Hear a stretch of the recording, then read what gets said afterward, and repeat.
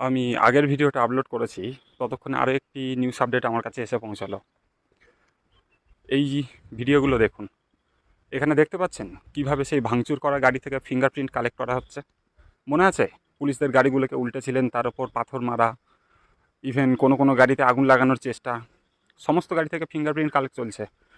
আশেপাশে CCTV camera থেকে আপনাদের মুখগুলোকে আইডেন্টিফাই করা হচ্ছে। এআই রিকগনাইজেশনের মাধ্যমে এখন আইডেন্টিফাই করা হবে সেদিন কারা কারা ছিলেন। আমি আগেই সতর্ক করছিলাম, এই 5 মাস 6 মাস পরে যখন সব কিছু শান্ত হয়ে যাবে না, হঠাৎ করে দেখবেন আপনার বাড়ির সামনে পুলিশ চলে এসেছে, আপনার হাতে একটা নোটিশ ধরিয়ে দিচ্ছে, এত টাকা ক্ষতিপূরণ দিন, আপনি পাথর ছুঁড়েছেন, সরকারি সম্পত্তি নষ্ট করেছেন, তার জন্য এই ধারা লেগেছে, ইত্যাদি ইত্যাদি। সেদিন কেউ থাকবে না আপনার পাশে। আজকেও যেমন কেউ ছিল না, সেদিনও কেউ থাকবে না। আজকে তো দেখলেন এই কঠিন সময়েও কেউ বার্গার খেতে ব্যস্ত, কেউ মিটিংয়ে ব্যস্ত, কেউ গাড়ির ভিতরে লুকিয়ে পড়ছে।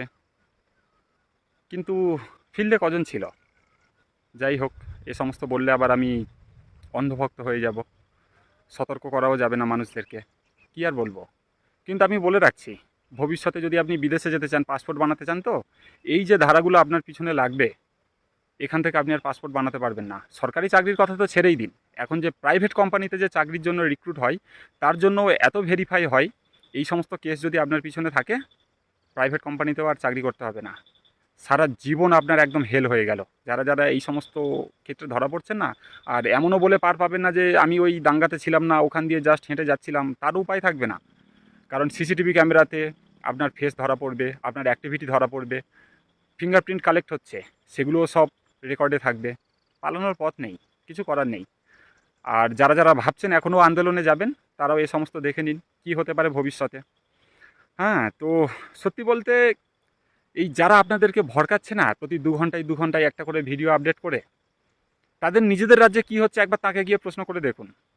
কালকের ঘটনা, মানে একদিন আগের ঘটনা, সেখানে যারা সাফাই কর্মী তারা 8 মাস ধরে মাইনে পায়নি, তাদের ওপর পুলিশ লাঠিচার্জ করছে। 1 মাস আগের কথা, আইটিআই স্টুডেন্টদের ওপর পুলিশ লাঠিচার্জ করছিল, আইটিআই স্টুডেন্টরা প্রোটেস্ট করছিল বলে। কেউ আপনাদেরকে সমস্ত খবর দেখাবে না, ওয়ান সাইডেড খবর দেখিয়ে আপনাদেরকে শুধু ব্রেন ওয়াশ করছে, আপনাদেরকে ভড়কানোর কাজ করছে। আর আপনারা সেই ফাঁদে পা দিচ্ছেন। একটু ম্যাচুরিটি রাখুন, কী আর বলবো। বন্ধু হিসাবে উপদেশ দিচ্ছি, যদি না নেন সেটা আপনার ব্যাপার। একটা কেস হলে ভবিষ্যতের জন্য চাকরি ক্ষেত্রে আপনাকে কী কী প্রবলেম ফেস করতে হবে আপনি কল্পনাও করতে পারবেন না। হ্যাঁ, কেউ আপনাদেরকে দেখাবে না কর্ণাটকে ফার্মারদের ওপর এফআইআর হচ্ছে, আর এখানে দেখাচ্ছে পাঞ্জাব থেকে, মানে আপ শাসিত পাঞ্জাব থেকে ফার্মাররা ট্র্যাক্টর নিয়ে প্রোটেস্ট করতে আসছে। কিসের জন্য? না, ইউএস ইন্ডিয়ার যে ট্রেড